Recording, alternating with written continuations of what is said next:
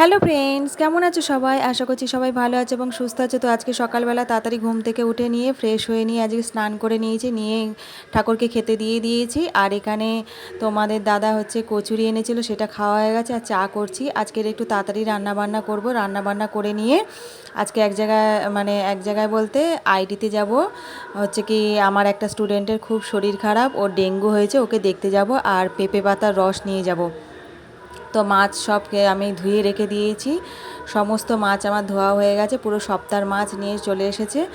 আর এই যে সমস্ত কিছু আমি টিফিন বক্সের মধ্যে রেখেও দিয়েছি। আর আজকে হচ্ছে সর্ষে ইলিশ করব, সেই জন্য সর্ষে কিনে নিয়ে এসেছে।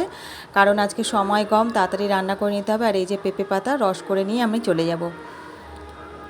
তো অনেক দেরি হয়ে গেছিলো আসতে, তারপরে রান্না করা ছিল, সেটা খেয়ে দিয়ে আর সময় পাইনি ভিডিও করার। আর দেখো সন্ধেবেলা এই যে আমি আবার ভিডিওটা করছি। সন্ধেবেলা হচ্ছে দেখো আমাদের এখানে প্যান্ডেল হচ্ছে, দুর্গাপুজোর প্যান্ডেল। স্কুল মাঠে আমাদের পুজো হয় আর প্যান্ডেল শুরু হয়ে গেছে। কত সুন্দর দেখতে লাগছে, ভিউটা দেখো, খুব ভালো লাগে।